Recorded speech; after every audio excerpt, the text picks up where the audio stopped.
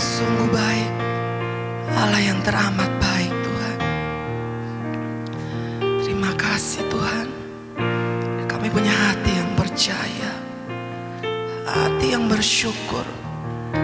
Kami percaya bahwa mujizat-Mu selalu ada dan selalu kami nikmati Tuhan. Terima kasih Bapa, bahwa tak ada yang mustahil bagi Engkau Yesus. Ku yakin saat Kau berfirman, ku menang saat Kau bertindak. Hidupku hanya ditentukan oleh perkataan-Mu.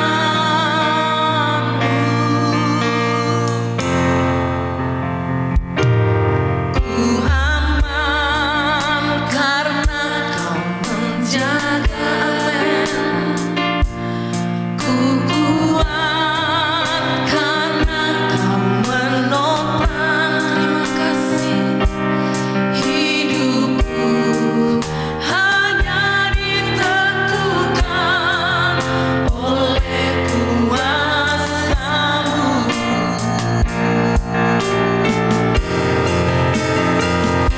Bagi Tuhan tak ada yang mustahil. Bagi Tuhan tak ada yang tak mungkin. Mujizat-Nya disediakan bagiku. Ku diangkat dan dipulihkannya.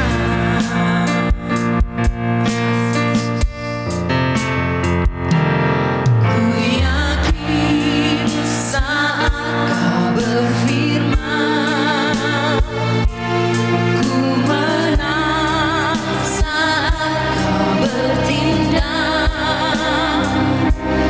Hidupku hanya ditentukan oleh perkataan.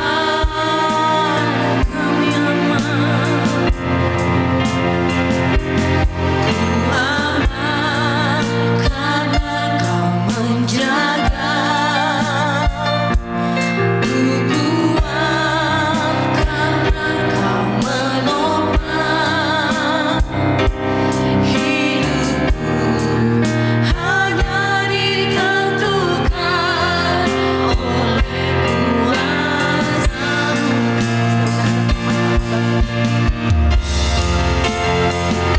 Bagi Tuhan tak ada yang mustahil.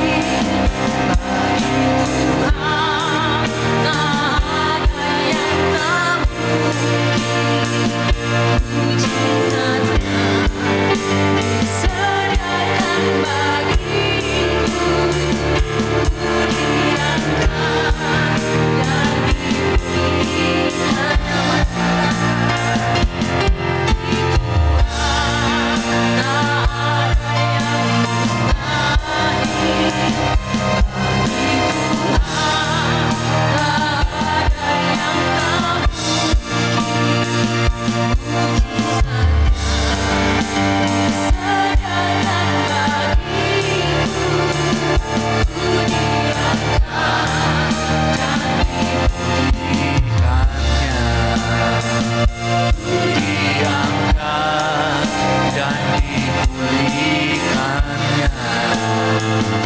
Ku diangkat dan dipulihkannya.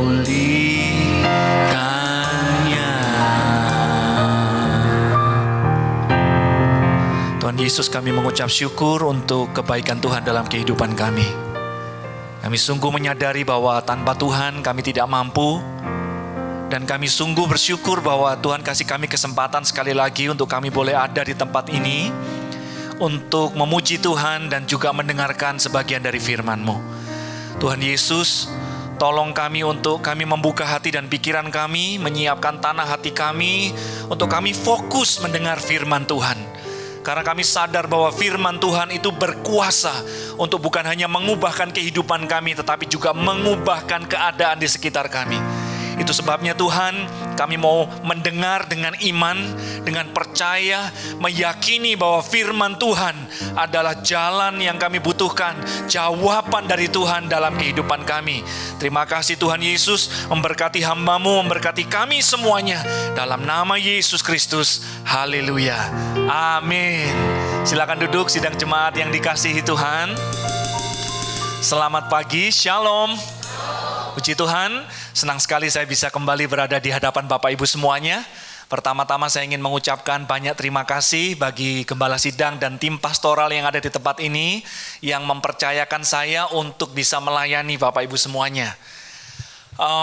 Beberapa bulan yang lalu, ketika saya pulang dari tempat bekerja, saya mendapat satu telepon dari nomor yang tidak dikenal. Saya angkat nomor teleponnya, kemudian suara yang saya dengar adalah suara yang penuh dengan ketakutan dan gugup, mengatakan, Pastor Edi minta tolong, Papa mau bunuh diri. Ini sesuatu yang nggak main-main Bapak Ibu ya. Akhirnya saya langsung mengarahkan tujuan saya untuk bertemu dengan Papa dari yang menelpon untuk saya layani. Saya bantu supaya dia betul-betul bisa mengalami pemulihan. Dan sampai hari ini, beliau masih semangat cari Tuhan, sekalipun masalahnya belum selesai Bapak Ibu.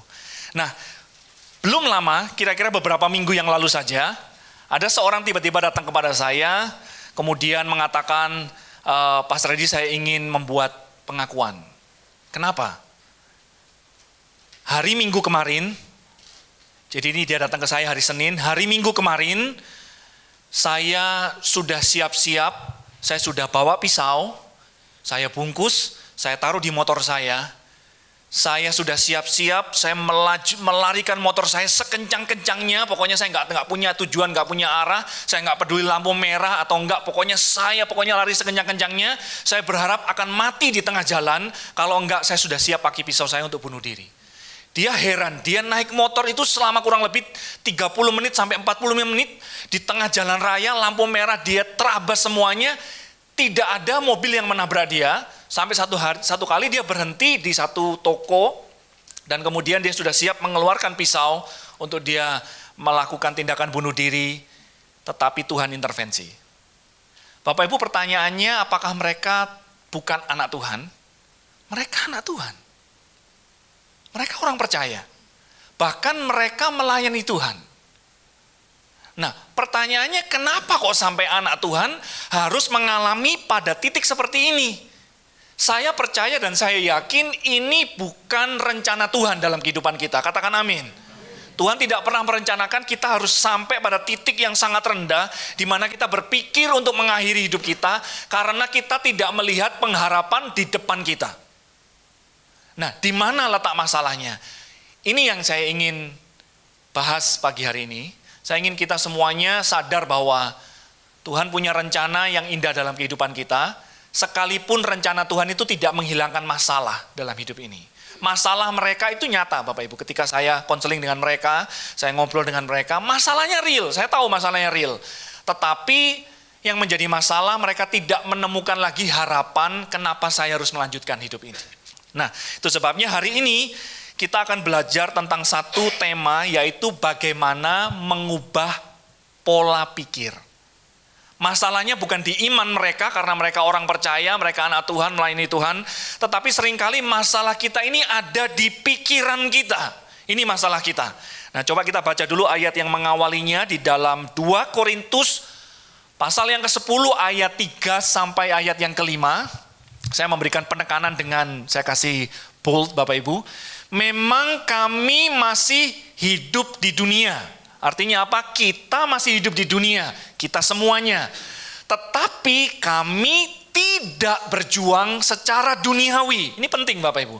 Kalau kita hidup di dunia, masalah kita memang masalah di dunia, dan kita berjuang dengan cara dunia, kita akan kalah. Kita harus belajar berjuang bukan dengan cara dunia.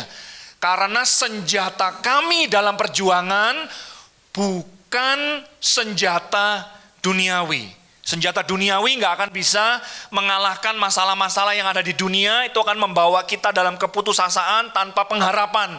Melainkan kita perlu belajar menggunakan senjata yang bukan dari dunia, melainkan senjata yang diperlengkapi dengan kuasa Allah. Senjata kita untuk menang itu harus ada kuasa Allah yang sanggup untuk meruntuhkan benteng-benteng. Nah, benteng-benteng ini, kata yang digunakan adalah stronghold. Nanti saya akan tunjukkan bagaimana itu stronghold, Bapak Ibu. Kami mematahkan setiap siasat orang dan merubuhkan setiap kubu yang dibangun oleh keangkuhan manusia untuk menentang pengenalan akan Allah. Ini kuncinya. Kami menawan segala pikiran. Pola pikir kita, cara berpikir kita harus ditawan dan ditaklukkan kepada Kristus. Ini yang harus kita mengerti lebih dulu. Bahwa dalam dunia ini ada peperangan. Peperangannya tidak bisa dimenangkan dengan cara dunia. Peperangannya itu harus dimenangkan dengan cara Tuhan. Karena senjata kita nggak boleh dengan senjata duniawi, tetapi senjata yang memiliki kuasa Allah. Dan ketika kita melakukan itu, kita perlu terus-menerus menawan dan menaklukkan pikiran kita kepada Kristus. Nah, di slide selanjutnya ini kita lihat stronghold itu seperti ini, Bapak Ibu. Nah, kita nggak lagi punya stronghold atau melihat, kecuali kalau Bapak Ibu pergi ke negara-negara yang masih melestarikan kubu atau stronghold ini. Nah, kota-kota di zaman kuno, mereka punya benteng atau kubu atau stronghold yang mereka gunakan. Pertama tujuannya untuk menahan dari serangan musuh. Untuk supaya mereka itu punya waktu mempertahankan diri, tidak gampang diserang, tidak gampang dikuasai oleh tentara lawan. Tetapi yang kedua, Bapak Ibu bisa melihat fungsinya adalah tower itu gunanya untuk menawan para tawanan-tawanan, mereka masukkan ke situ. Nah, dikatakan iblis atau dunia itu akan berusaha untuk menawan pikiran kita. Membuat supaya pikiran kita ini negatif. Iblis itu akan selalu menaruh racun dalam pikiran kita supaya kita ini tidak bisa melihat pengharapan di depan. Iblis itu berusaha untuk membuat pikiran kita untuk selalu pesimis, khawatir, kecewa, dan membuat kita berpikir bahwa Tuhan gak jawab doa saya, Tuhan gak akan tolong saya, dan lain sebagainya. Sehingga iblis ingin seolah-olah menawan pikiran kita di dalam stronghold itu. Jadi iblis menaruh kita, menawan kita masuk ke dalam stronghold supaya kita kalah. Nah, kalau saja Bapak Ibu bisa berpikir misalnya, saya ini memang gak pinter. Ketika racun itu ada dalam pikiran kita, maka itu cukup bagi iblis untuk membuat hidup kita gagal dan tidak akan berhasil. Karena kalah atau menang dalam perjuangan hidup ini seringkali ditentukan oleh pola pikir kita. Kalau saja misalnya anak muda ya, karena mungkin dia suka dengan satu perempuan, kemudian dia menyatakan cintanya, aku suka sama kamu, terus kemudian dia tolak misalnya. Nah, ketika penolakan ini dia terima dan kemudian dia berpikir secara negatif, maka waduh memang saya nggak mungkin ada orang yang suka sama saya. Nggak mungkin ada yang mau sama saya. Nah, ketika racun ini masuk dalam pikiran kita dan kita percayai, itu akan menentukan keberhasilan kehidupan kita dalam perjuangan ini. Nah, ketika ada seorang ibu mungkin ya, lagi menyiapkan satu eksperimen untuk mau buka depot, buka restoran, catering dan sebagainya. Dia olah makanan dengan berbagai macam eksperimen, kemudian dia merasa bahwa wah ini sudah resepnya sudah sip, udah mantap, udah. Kemudian dia kasih coba kepada banyak orang. Nah, setelah dicoba banyak orang, dari 20 orang yang coba, semuanya ngomong, enak sekali masakanmu udah. Kamu udah, maju aja. Bagus, enak sekali masakanmu. Tapi ada satu yang ngomong, biasa aja masakannya. Yang kayak gini banyak. Yang kita pikirin yang mana? Yang satu, nah Bapak Ibu semuanya ini pikirannya seperti itu ya. Kita diganggu dengan yang satu.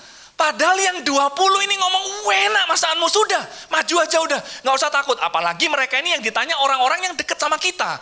Orang-orang yang kita percaya, yang gak mungkin lah cuma aja sekedar ngomong. Yang pasti akan ngomong apa adanya. Tapi yang membuat kita gak tidur yang satu. Sehingga pikir, gak jadilah saya ini gak pinter masak memang. Gak usah kerja lah, gak usah. Saya gak tahu mau bikin apa. Kalah kita. Pikiran kita masuk dalam stronghold-nya iblis. Dan kita kalah. Kenapa iblis berusaha mengacaukan pikiran kita, membuat kita berpikir keliru, membuat kita berpikir negatif dan menghancurkan pola pikir kita? Karena iblis tahu bahwa kita memiliki kekuatan yang sangat luar biasa dengan pola pikir kita. Saya buktikan Bapak Ibu ya, bahwa our mind itu powerful. Pikiran kita itu luar biasa sekali, punya kekuatan yang luar biasa. Nah, satu kali saya membaca tentang satu artikel yang sangat menarik, yaitu ada seorang pria yang ditemukan meninggal di dalam kontainer pendingin di atas kapal Inggris. Nah, ini di tahun 1950 ya, ini kurang lebih, ini hanya ilustrasi saja, bukan ini kapalnya.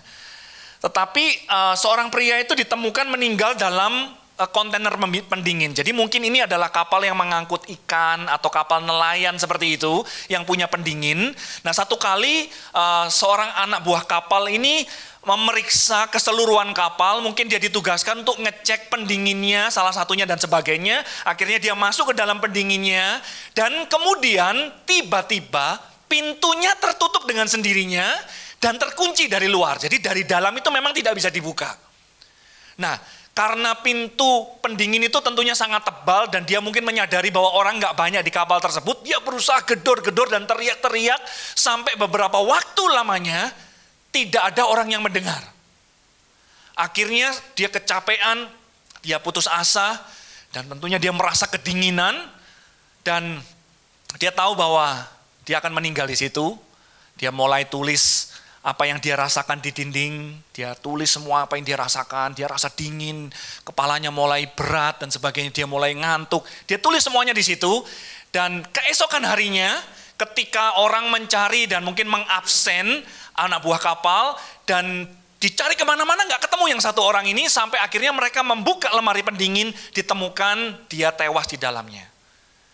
Diperiksa dan diperiksa, ternyata memang gejalanya dia meninggal seperti orang yang hipotermia, orang yang membeku, mati karena kedinginan. Gejalanya persis sekali setelah diperiksa oleh dokter di kapal. Yang mengejutkan adalah lemari pendinginnya tidak nyala, Bapak Ibu. Lemari pendinginnya dalam kondisi mati. Suhunya itu hanya kurang lebih 19 derajat saja. Artinya kita nggak akan mati di kondisi 19 derajat.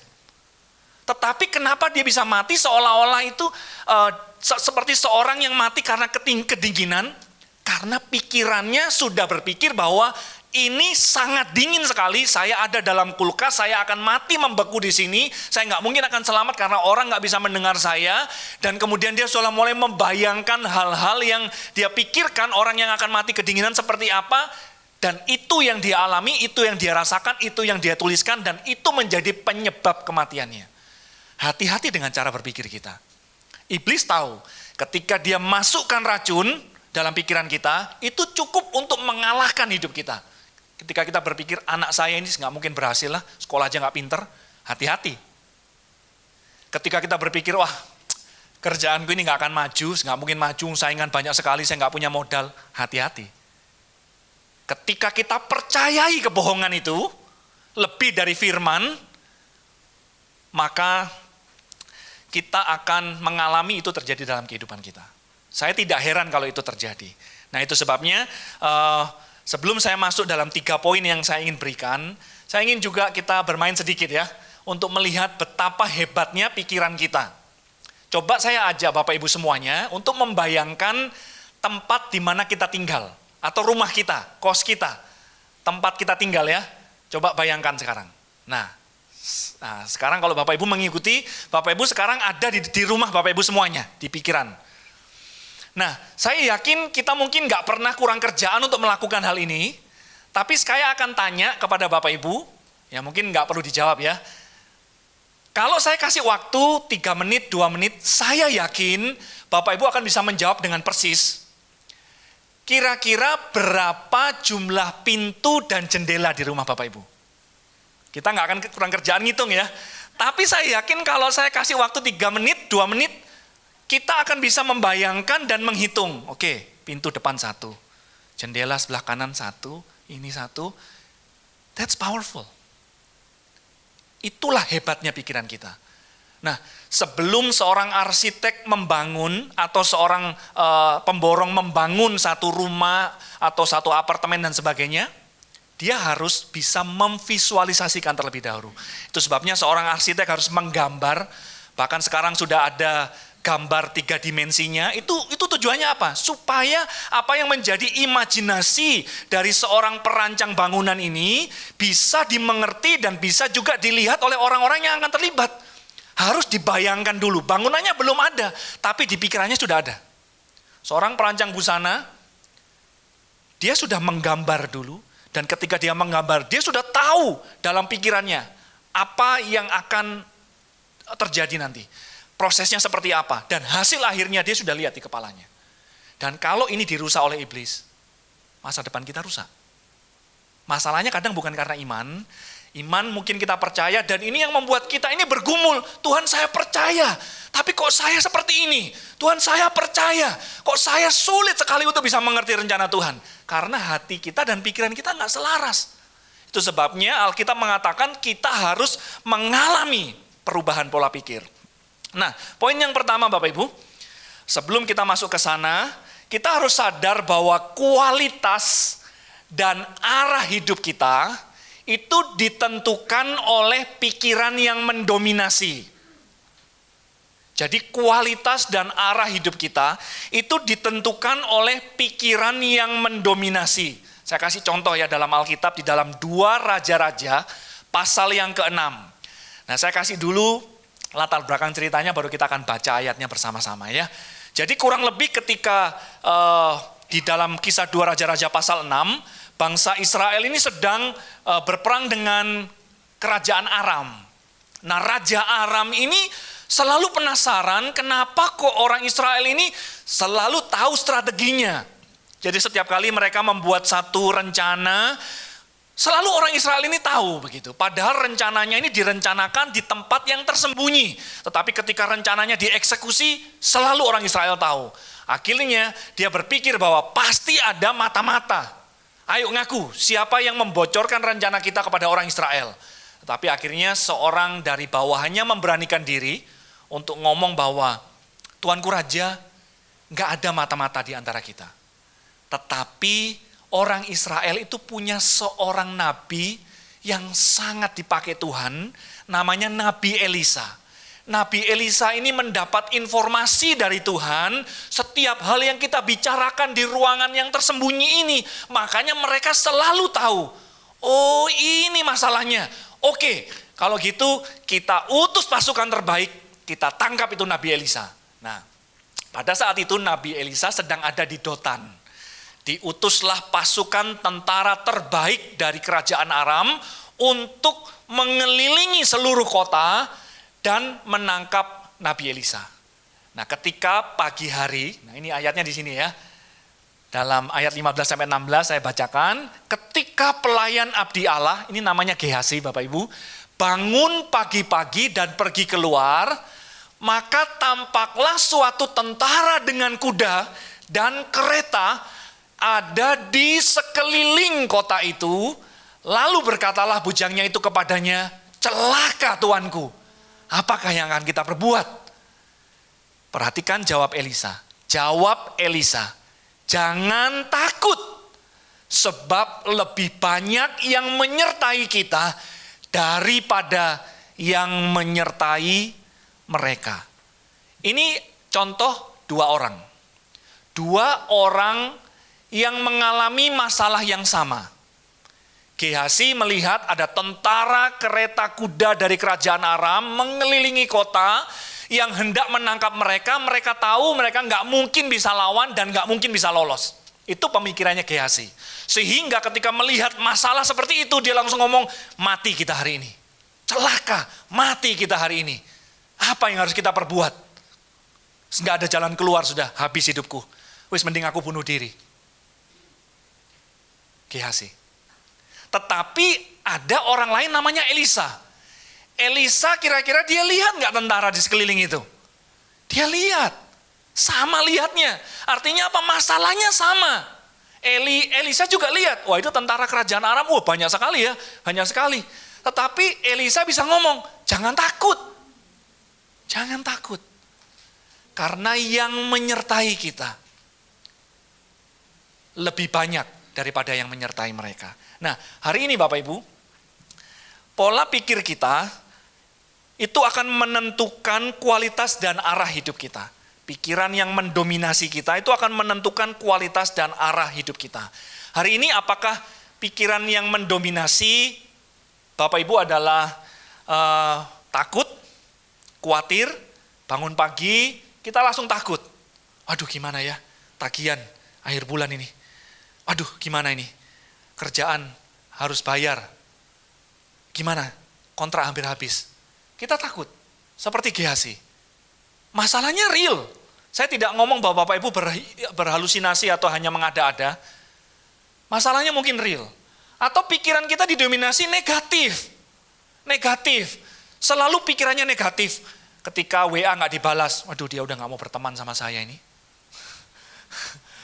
Padahal mungkin dia sibuk, nggak sempat balas. Waduh, sudah pasti ini dia tolak saya ini. Pekerjaan ketika kita melamar nggak diterima, memang saya ini nggak pinter kerja, saya ini nggak punya kualitas, betul kata mama, saya ini nggak pinter. Ketika pikiran kita negatif, itu mempengaruhi kualitas hidup kita. Ataukah pikiran kita lebih didominasi oleh hal-hal duniawi, ambisi pribadi, atau hal-hal agenda pribadi, mimpi, cita-cita, atau ingin mengejar hal-hal duniawi dalam kehidupan kita. Kalau pikiran kita seperti itu yang mendominasi, tidak heran Bapak Ibu selalu takut, selalu khawatir. Tidak heran selalu negatif thinking terus, overthinking terus, dan tidak heran kalau Bapak Ibu tidak pernah merasa puas dan bahagia dalam hidup ini, karena Bapak Ibu mengejar hal-hal yang duniawi.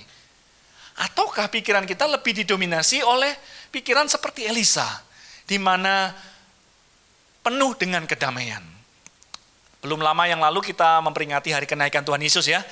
Ketika Tuhan Yesus bangkit, Tuhan Yesus menampakkan diri kepada murid-muridnya. Murid-muridnya itu sedang takut, sedang khawatir.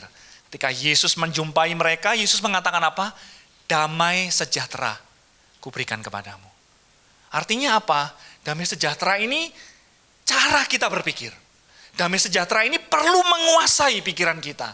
Sehingga ketika kita dikuasai oleh damai sejahtera yang Tuhan berikan dalam hidup kita, masalah kita mungkin besar, masalah kita mungkin masih ada, tetapi kita tidak didominasi dan dikuasai oleh hal-hal yang menakutkan dan mengkhawatirkan pikiran kita. Apakah pikiran kita juga seperti Elisa? Positif. Yang kita lihat mungkin hal negatif, tetapi kita percaya bahwa yang menyertai kita lebih besar daripada masalah. Ketika kita melihat masalah, kita bisa seperti Gehazi. Waduh, ini tentara yang luar biasa. Tapi Elisa ngomong, jangan takut. Tuhan yang menyertai kita lebih besar dari masalah kita. Tuhan yang menyertai kita, sanggup menolong kita. Tuhan yang menyertai kita berjanji untuk membuka jalan, membuat kita berkemenangan dalam hidup ini. Positif pikirannya. Kemudian Elisa lebih memperhatikan hal-hal yang rohani.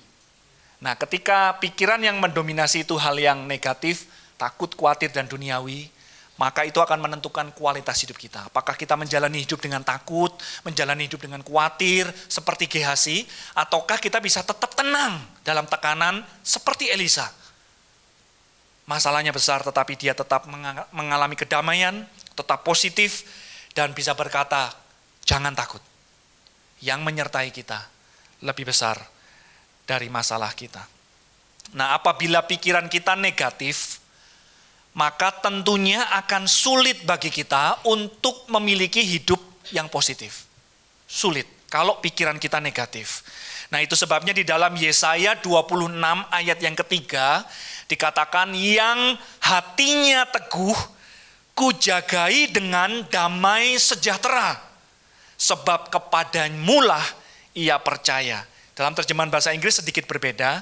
You keep him in perfect peace. Tuhan akan menjaga kita, mengawal kita dengan damai yang sempurna. Siapa yang dijagai? Yang pikirannya selalu tertuju kepada Tuhan karena dia percaya kepada Tuhan. Jadi ketika hati kita percaya kepada Tuhan, mari kita mengarahkan pola pikir kita tertuju kepada Tuhan. Ketika hati kita percaya, pikiran kita tertuju kepada Tuhan, kita akan mengalami ini. You keep him in perfect peace. Kita akan dijagai dengan damai yang sempurna. Paulus juga mengatakan, nyatakanlah, janganlah engkau khawatir terhadap apapun juga. Tetapi nyatakanlah segala sesuatu, permohonanmu di dalam doa dan permohonan dengan ucapan syukur. Ketika kita melakukan itu artinya apa? Pikiran kita terus tertuju kepada Tuhan. Pikiran kita terus diarahkan kepada Tuhan. Ayat selanjutnya mengatakan, maka damai sejahtera yang melampaui segala akal will guard you. Artinya apa? Katanya itu jelas. Seperti seorang prajurit yang ditempatkan untuk menjaga rumah kehidupan kita dengan damai sejahtera. Penjaga ini, damai sejahtera ini akan mengawal kita, menjaga pintu rumah kita, sehingga tidak ada ketakutan, tidak ada kekhawatiran yang bisa masuk dan meracuni pikiran kita.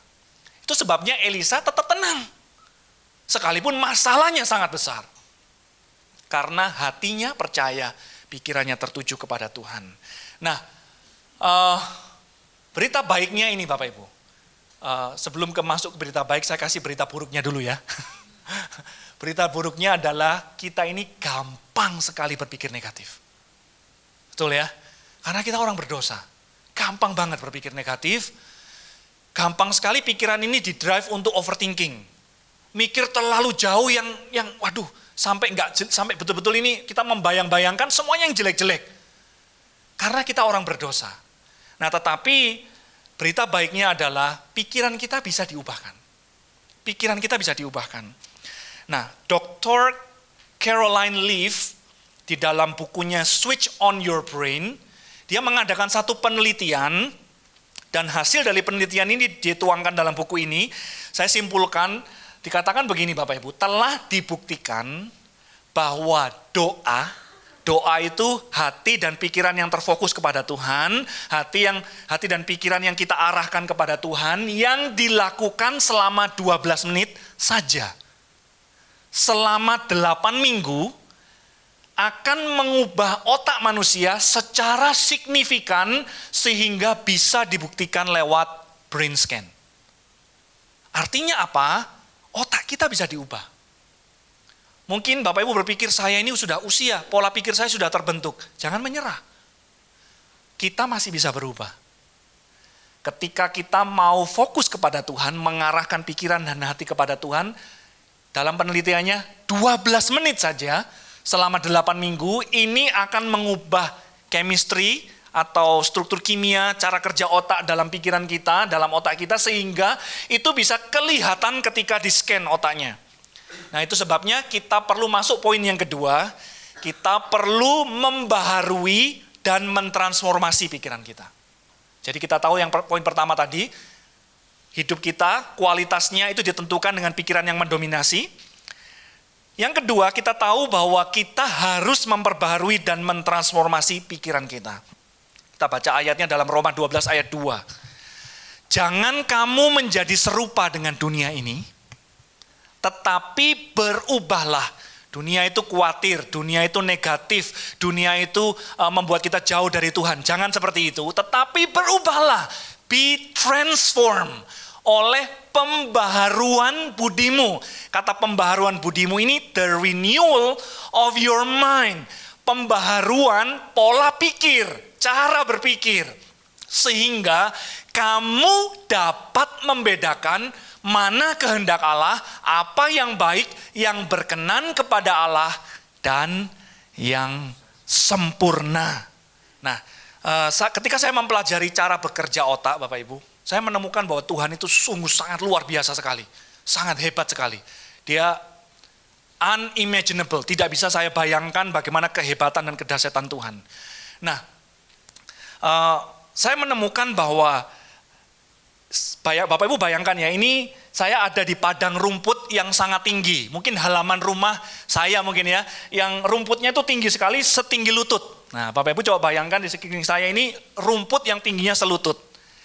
Nah, ketika saya mendapat satu stimulus, atau misalnya ada orang berkomen negatif tentang saya, atau saya melihat masalah yang saya hadapi seperti Gehazi dan Elisa, saya punya keputusan untuk merespon, betul ya? Bagaimana saya merespon? Ketika saya meresponi dengan negatif, celaka aku, mati aku. Saya orang memang bodoh, saya nggak mungkin berhasil, saya nggak pinter. Yang lain itu lebih hebat dari saya.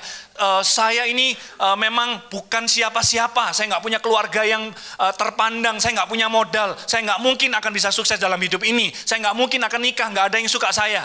Itu salah satu respon. Nah, ketika kita merespon seperti itu, pertama kali itu sama seperti kita membuka jalur di rumput yang tinggi. Jadi untuk kita mau jalan ke sana karena rumputnya tinggi pasti sulit ya, betul ya. Kita harus ngelangkah gini, waduh mungkin gatel semuanya. Tetapi kalau kita meresponi dengan negatif, maka kita akan ke sini.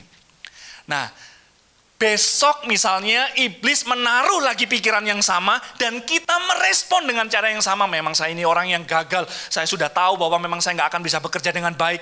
Pikiran yang sama, kita seperti seolah-olah jalan lagi ke sana. Besok lagi, kita mikir yang sama terus. Negatif, takut, khawatir. Setelah 100 hari saya jalan di jalan yang sama, rumput yang tinggi itu kira-kira jadi seperti apa? Gepeng semuanya dan membentuk satu jalan, betul ya? Membentuk satu jalan di mana ketika orang ngomong, 20 orang ngomong satemu luar biasa, mantap, di Malang gak ada yang kayak gini. Tapi satu orang ngomong, biasa kayak gini nih, ini saya sering kok makan kayak gini. Respon kita gak mungkin ke yang lain, karena jalannya sudah terbentuk, kita akan ngomong, memang saya gak mungkin bisa masak. Memang saya pasti gagal. Langsung kita akan jalan ke sana, karena jalannya sudah kita lalui sering kali. Sudah terbentuk satu jalan dan pola pikir. Nah, itu disebut neural pathway. Di slide selanjutnya. Nah, ini namanya neural pathway. Ketika kita mengambil satu respon, awalnya mungkin sulit, mungkin nggak biasa, tetapi ketika, sama misalnya saya kasih contoh lagi yang lain ya. Ketika kita dikasih omongan tentang masalah, awalnya kita punya pilihan mau berdoa, konseling, atau minum minuman alkohol. Awalnya mungkin kita berpikir, aduh enaknya berdoa sih, tapi minum minuman tuh bisa rileks sejenak. Nah, awalnya sulit, tetapi kita membuka jalur baru. Minum menjadi salah satu solusi dalam kehidupan kita. Nah, ketika itu sudah mulai kita buka, ketika kita mendapat masalah lagi, jauh lebih gampang bagi kita untuk cari jalan itu. Karena jalannya sudah terbuka. Semakin sering kita ke sana, semakin sering begitu dapat masalah, sudah langsung ke situ. Nggak usah pikir panjang lagi sudah. Karena neural pathway-nya sudah terbentuk. Jalannya sudah terbentuk. Nah, saya kasih contoh sekarang ya, satu cerita dalam Alkitab. Di dalam 1 Samuel pasal yang ke-30, ini Daud baru kembali dari Filistin. Dia datang, pulang, ketemu dengan keluarganya yang ada di Siklag. Nah, singkat cerita, ketika dia pulang, ternyata dia temukan orang Amalek itu menawan, menculik semua wanita, anak-anak, tua muda, semuanya ditawan, dan kotanya dibakar habis. Wah, ini masalahnya nggak main-main Bapak Ibu. Masalahnya nggak main-main, termasuk istri Daud, istri dari tentara-tentaranya Daud, anak-anak mereka, tua muda, semuanya diambil oleh orang Amalek, dan kemudian kota mereka, rumah mereka dibakar semuanya. Ini masalah yang sangat serius. Sehingga dikatakan Daud bersama dengan orang-orang yang tersisa di situ menangis sampai tidak keluar air mata lagi. Nah, tetapi setelah itu Daud punya masalah yang lebih sulit lagi. Masalahnya bukan hanya dari eksternal orang Amalek, tetapi masalahnya dari internal. Orang-orang yang menyertai dia, bawahan-bawahannya dia, tentaranya yang setia, dikatakan oleh Alkitab hendak melempari dia dengan batu. Dan Daud sangat terjepit karena rakyat mengatakan hendak melempari dia dengan batu. Seluruh rakyat itu telah pedih hatinya. Masing-masing karena anaknya laki-laki dan perempuan. Perhatikan ini. Tetapi Daud menguatkan kepercayaannya kepada Tuhan. Dalam terjemahan bahasa Inggris, David strengthen himself, menguatkan dirinya. Tidak dikatakan Daud berdoa kepada Tuhan. Tidak dikatakan Daud berpuasa dan mencari Tuhan, enggak. Tapi dikatakan Daud strengthen himself. Karena kalau Bapak Ibu pikirannya kacau, bisa enggak berdoa? Nggak bisa. Saya sering kali ketemu dengan jemaat Tuhan yang memang betul-betul masalahnya tuh kayak benang bulat. Ketika saya kasih tahu bahwa, Bu, ayo berdoa, Pak, ayo berdoa. Nggak bisa saya berdoa. Pikiran saya nggak konsentrasi, saya mau berdoa apa? Pikir masalah itu terus ada di kepala saya nggak bisa berdoa. Nah itu sebabnya Daud mengatakan, he strengthened himself. Dia menguatkan dirinya kepada Tuhan. Dirinya dikuatkan. Nanti kalau Bapak Ibu lihat ceritanya, setelah Daud menguatkan dirinya, Daud berdoa. Daud berdoa minta petunjuk Tuhan apa yang harus dilakukan. Tetapi sebelum dia berdoa, Daud menguatkan dirinya dulu. Nah, kalau saya hubungkan dengan neural pathway, Daud ketika dia dalam keadaan terjepit, Daud bisa membuka satu jalan, wis tak bunuh diri aja. Masalahku gak ada jalan keluar. Tuhan berarti sudah gak sayang sama aku. Tuhan gak menyertai aku lagi. Kok bisa Tuhan izinkan ini? Doaku gak dijawab. Itu Daud bisa saja membuka jalan neural pathway seperti itu. Tetapi ketika dia menguatkan dirinya, dia membuka neural pathway yang baru, yang positif, yang damai, dan yang cari Tuhan. Dia membuka neural pathway. Dia tidak mau lari ke sana, tetapi dia membuka cara berpikir yang baru. Nah, bagaimana Daud menguatkan dirinya dan membuka neural pathway yang baru? Saya nggak tahu secara persis, karena Alkitab tidak menjelaskannya dalam pasal itu. Tapi sejauh saya mempelajari kehidupan Daud, kita jadi kenal Daud. Jadi ketika kita kenal Daud, kita tahu kira-kira Daud itu menguatkan dirinya seperti apa. Karena dia menulis Mazmur, saya mencari dari Mazmur, kurang lebih saya bisa membayangkan ya. Daud menguatkan dirinya dengan cara seperti ini. Ketika dia terjepit, dia buka cara berpikir yang baru. Dia akan ngomong kepada dirinya, berapa lama lagi aku harus menaruh kekhawatiran? Wrestle with my thought. Bergulat dengan pikiranku. Dalam diriku. Dan bersedih hati sepanjang hari. Berapa lama lagi musuhku akan meninggikan diri atasku. Ayat yang ke-6. Saya membayangkan Daud itu menguatkan dirinya. Tetapi aku kepada kasih setiamu aku percaya.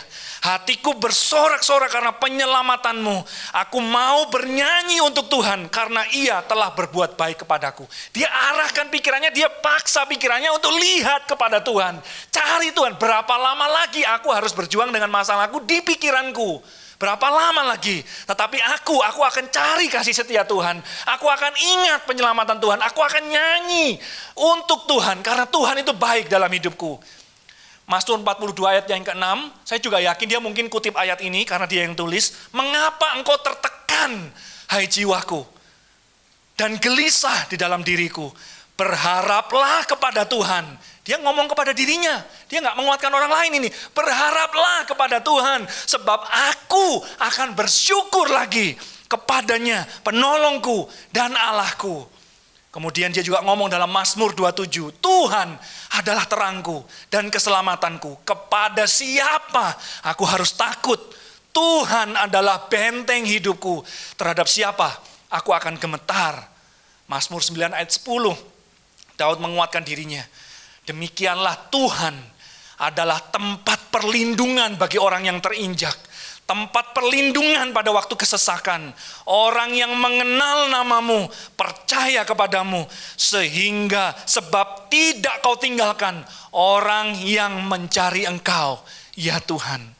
Dengan begini, Daud membaharui pikirannya, mentransformasi pikirannya, dan menghasilkan neural pathway yang baru. Jadi ketika masalah datang, kita nggak harus negatif. Kita harus buka jalan yang baru di pikiran kita, langsung cari Tuhan, kuatkan diri kita seperti Daud. Tuhan yang menyertai aku lebih besar dari masalahku. Tuhan adalah gembalaku. Tuhan pasti menolong aku. Tuhan mendengar doaku. Itu neural pathway. Pertama-tama memang sulit, rumputnya masih tinggi. Kita nggak biasa berpikir seperti itu. Pertama kali ngotot, aduh gimana ini, aduh pikiranku kok seperti ini. Tuhan adalah gembalaku, dia pasti tolong aku. Tapi kalau kita lewati itu terus setiap hari, jalannya jadi gampang. Masalah datang, respon kita, rencana Tuhan baik bagiku. Ada masa depan di dalam tangan Tuhan. Saya tidak takut karena Tuhan menyertai aku. Tapi kalau Bapak Ibu tidak buka neural pathway yang baru, hati mungkin percaya, pikiran kita ke negatif terus. Karena sudah sekian lama kita buka neural pathway-nya. Itu sebabnya kita harus buka neural pathway yang baru. Kita transformasi pikiran kita buka jalan yang baru, supaya kita lewati sering di situ, dan ketika ada hal yang mengganggu pikiran kita tahu kemana kita harus berpikir. Yang ketiga, yang terakhir, identifikasi pikiran negatif, kemudian ganti dengan firman. Ini caranya Bapak Ibu, ini caranya. Identifikasi pikiran negatif, mungkin gak usah terlalu banyak, kalau peperangan di pikiran Bapak Ibu banyak sekali, perangi satu-satu aja dulu. Jadi identifikasi satu mungkin ya pikiran negatif, kemudian ganti pikiran negatif itu dengan firman, yaitu pedang roh, yaitu senjata rohani kita, yaitu kuasa Allah yang akan meruntuhkan segala stronghold yang dibangun di dalam pikiran kita. Itu sebabnya Yosua 1 ayat yang ke-8 mengatakan seperti ini. Janganlah engkau lupa memperkatakan kitab Taurat ini. Tetapi renungkanlah itu siang dan malam. Bukankah Tuhan memerintahkan kita untuk membuka neural pathway yang baru? Betul ya? Ketika dikatakan jangan lupa memperkatakan kitab Taurat ini, renungkan siang dan malam. Artinya supaya jalan itu dilewati terus. Jalan itu dilewati terus. Gampang sekali kita yang berdosa lewat jalan yang berdosa, yang duniawi, yang negatif, yang takut. Itu sebabnya dikatakan kamu harus perkatakan, renungkan siang dan malam. Lewati terus jalannya sampai terbuka jalan dan mudah bagi kita untuk melaluinya. Ketika kita lewat jalan ini terus, maka setelah 100 hari rumput yang sini yang gepeng dia tumbuh jadi tinggi. Sehingga untuk kita khawatir lebih sulit. Untuk kita takut lebih sulit. Lebih gampang bagi kita untuk percaya kepada Tuhan. Lebih gampang bagi kita untuk mengimani janji Tuhan. Karena apa? Kita lewati jalannya terus. Nah, kata merenungkan itu saya mengajak Bapak Ibu untuk jadi seperti sapi ya. Karena kata merenungkan itu bisa diterjemahkan memamah biak. Jadi sama seperti sapi yang punya pencernaan itu, cara pencernaan itu mereka makan, kunyah, mereka telan. Kemudian setelah itu mereka keluarkan lagi, mereka kunyah lagi untuk mendapatkan nutrisi yang maksimal. Begitu. Jadi mereka lakukan itu, dan kata merenungkan itu kurang lebih sama Bapak Ibu.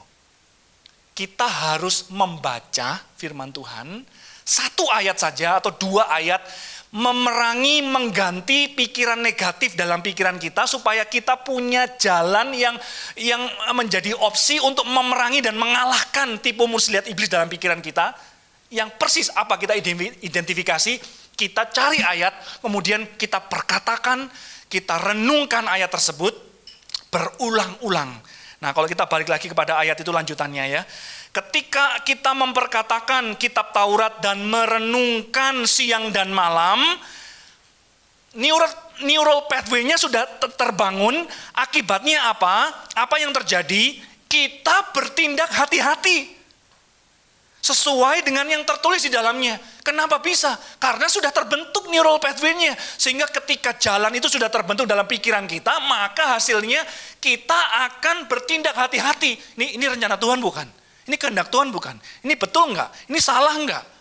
Yakin ini memang Tuhan mau seperti ini. Karena apa? Kita sudah membuka jalan ke sana. Nah, ketika kita bertindak hati-hati sesuai dengan apa yang tertulis di dalamnya, maka dengan demikian perjalananmu akan apa? Berhasil dan engkau akan beruntung. Ini hasilnya. Hasil dari membuka neural pathway yang baru, mengubah pola pikir kita. Jadi saya kasih tahu Bapak Ibu, apa yang akan terjadi di sana ya. Nah, merenungkan itu memamah biak. Kita baca satu ayat, kita hafalkan, kita perkatakan, kita ulang-ulang dalam pikiran kita. Kira-kira ayat ini maksudnya apa ya? Oke. Janganlah hendaknya kamu khawatir, tetapi serahkanlah segala sesuatu di dalam permohonanmu, dalam doa dan permohonan dengan ucapan syukur. Maka damai sejahtera dari yang tidak dimiliki oleh dunia ini, yang melampaui segala akal, itu akan menjaga hati dan pikiranmu. Wah, kita perkatakan terus ketika kita khawatir. Pada akhirnya ketika kita khawatir, kita tidak terlena dalam kekhawatiran, tetapi kita bisa berkata, Tuhan, aku serahkan segala kekhawatiranku dalam doa dan permohonan. Tuhan, damai sejahtera kiranya menjaga hati dan pikiranku. Saya kasih beberapa contoh Bapak Ibu ya. Beberapa contoh. Bagi Bapak Ibu yang bermasalah dengan dosa masa lalu, mungkin ada di antara kita yang masa lalunya itu demikian kelam, sehingga setiap kali, setiap saat itu menghantui kita. Mau pelayanan gak berani karena ingat masa lalu. Kita mau ditantang untuk bangkit ikut kelas pemuritan. Kita gak berani maju karena dosa masa lalu itu terus mengintimidasi. Dan mengingatkan kita tentang kelemahan dan dosa-dosa kita. Ini ada ayat yang perlu kita jadikan pedang.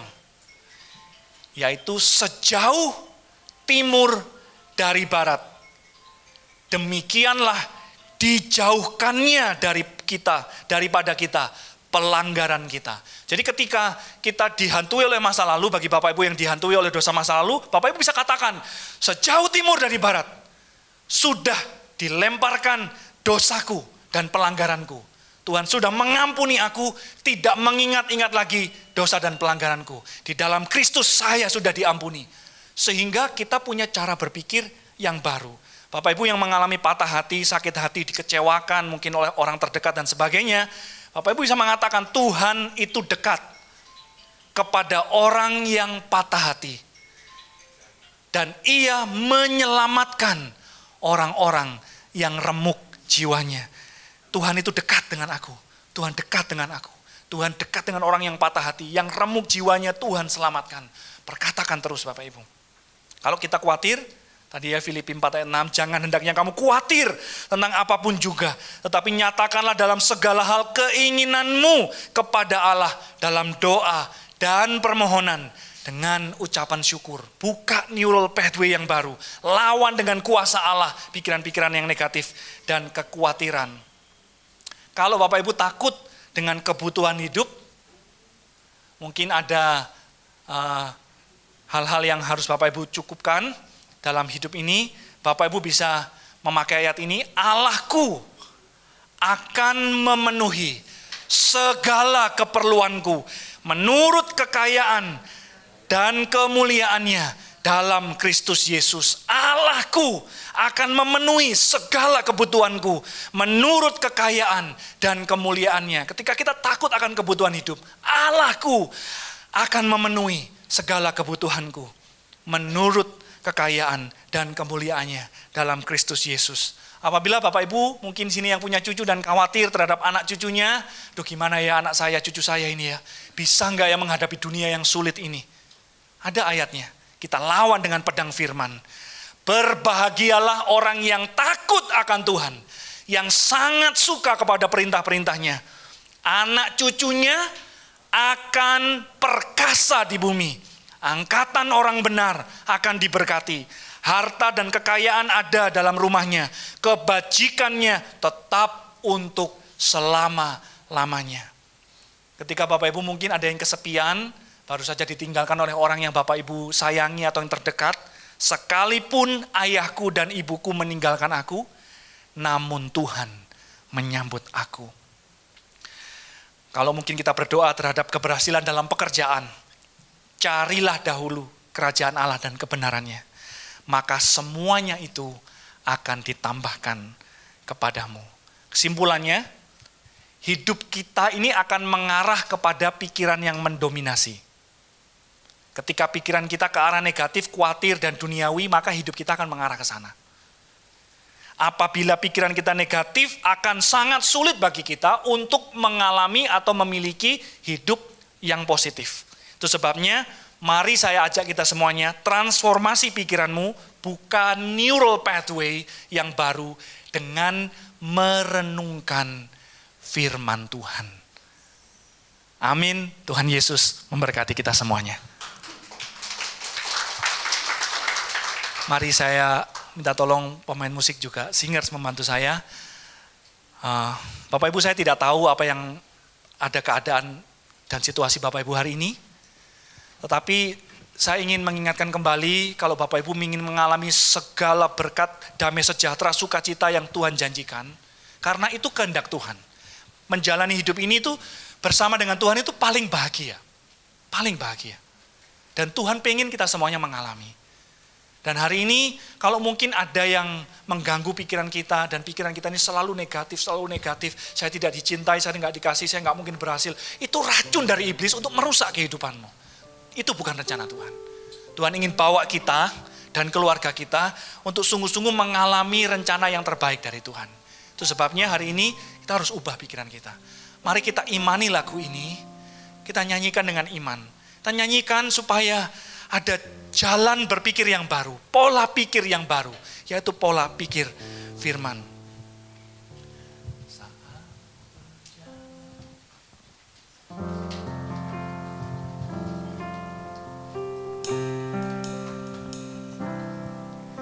Saat ku berjalan,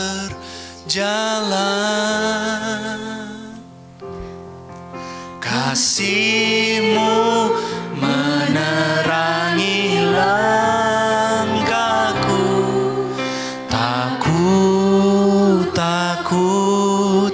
tak ku bimbang, karena ku tahu Kau bersamaku. Kau lebih tahu yang terbaik bagiku. Kau lebih sanggup pulihkan hidupku. Ku berserah, ku percaya, hanya Yesus penolong yang setia.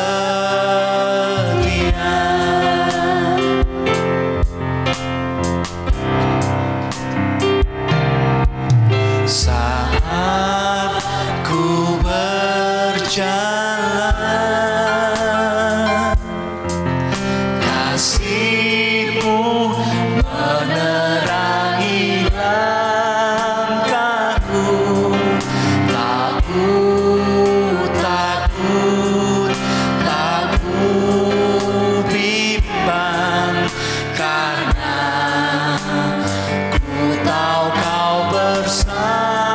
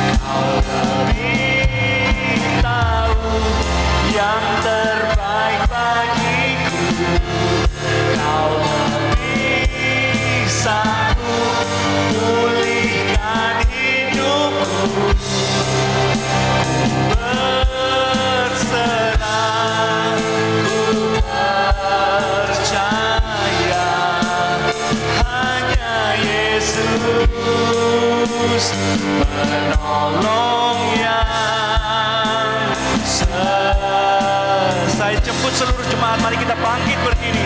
Mari kita angkat tangan kita. Tuhan, Engkau lebih tahu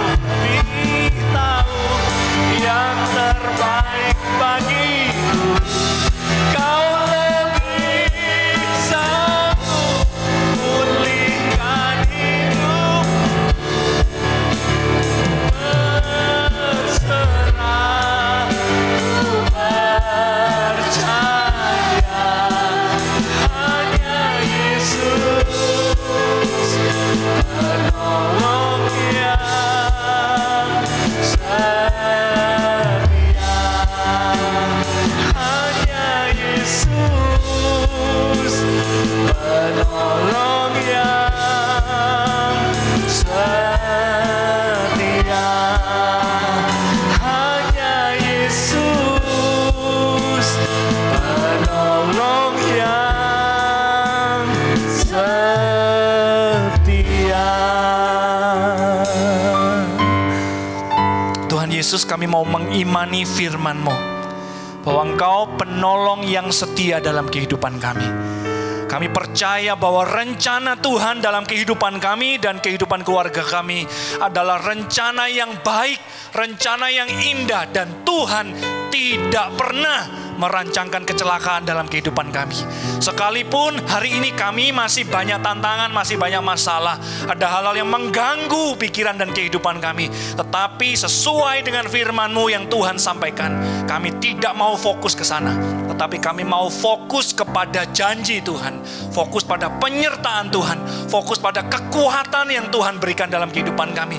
Kami mau menanti-nantikan Tuhan, karena disitulah kami akan mengalami kekuatan yang baru, berlari dan melangkah dan tidak menjadi lesu.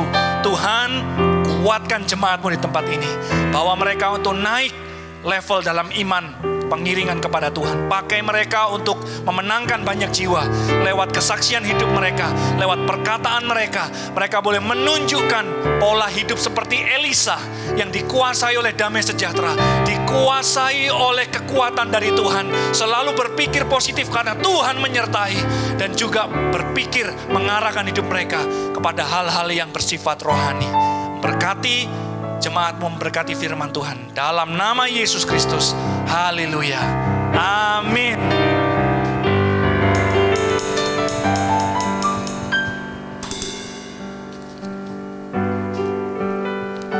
Shalom.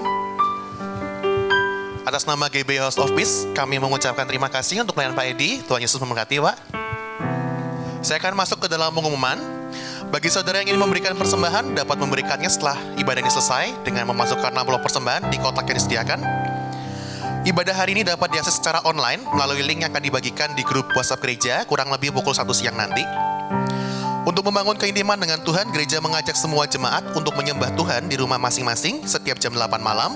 Saudara bisa mengajak seluruh anggota keluarga untuk terlibat dalam penyembahan ini.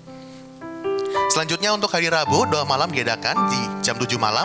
Bapak Ibu yang hadir dapat hadir 15 menit lebih awal. Begitu pula dengan hari Kamis diadakan kelas Alkitab di jam yang sama, jam 7 malam. Yang ingin hadir bisa hadir lebih awal juga. Selanjutnya konsel dewasa muda diadakan setiap hari Sabtu jam 3:30 sore. Itu aja untuk pengumuman. Saya undang Bapak Ibu jemaat untuk bangkit berdiri. Kita akan menutup ibadah ini dengan berdoa. Tuhan Yesus yang baik, kembali lagi kami ke hadirat-Mu. Kami bersyukur Engkau sangat baik. Kami bersyukur karena kami boleh berkumpul beribadah, memuji, memuliakan nama-Mu Tuhan. Kami juga bersyukur atas firman yang Kau berikan pada hari ini. Ajar kami agar kami memiliki pikiran yang positif, biar kami fokus kepadamu ya Tuhan. Ajar kami untuk merenungkan firman-firman-Mu setiap hari ya Tuhan. Kami sangat bersyukur atas firman ini, biar firman ini bisa bertumbuh kuat di dalam hati kami, dan kami bisa menghidupinya. Kami juga berdoa bagi hamba-Mu Pak Edi yang menyampaikan firman-Mu. Berkatilah pelayanannya, agar nama-Mu yang dimuliakan. Berkati juga keluarganya dan segala apapun yang dia lakukan, sehingga semuanya bisa memuliakan nama-Mu Tuhan. Kami juga berdoa bagi Bapak Gembala kami Pak Hari. Engkau berkati kesehatan, Engkau berkati dengan pelayanannya, penggembalaannya, sehingga kami domba-dombanya bisa semakin mengenal-Mu melalui penggembalaannya. Kami juga berdoa bagi istri dan anak-anaknya juga Tuhan. Kami juga berdoa bagi seluruh pengerja pelayan Tuhan yang melayani, baik itu WL, pemain musik, apapun itu Tuhan, biarlah kami melayani semua hanya demi kemuliaan-Mu Tuhan. Kami juga berdoa bagi seluruh jemaat. GBI House of Peace. Biarlah apapun yang kami lakukan, baik itu dalam studi pekerjaan, semuanya Engkau yang buat berhasil dan memuliakan nama-Mu ya Tuhan. Kami juga berdoa bagi bangsa dan negara ini. Engkau curahkan hujan pertobatan bagi Indonesia. Engkau berikan lawatannya kepada Indonesia Tuhan, biarlah semakin banyak jiwa-jiwa ini tua ya Tuhan. Kami juga berdoa bagi seluruh pemimpin negeri ini, baik itu presiden, para menteri, dari yang jajaran paling tinggi sampai yang paling rendah. Biarlah Engkau memberi hati yang pemimpin ya Tuhan, supaya mereka bisa memberikan keputusan-keputusan terbaik yang bisa menyejahterakan rakyatnya ya Tuhan.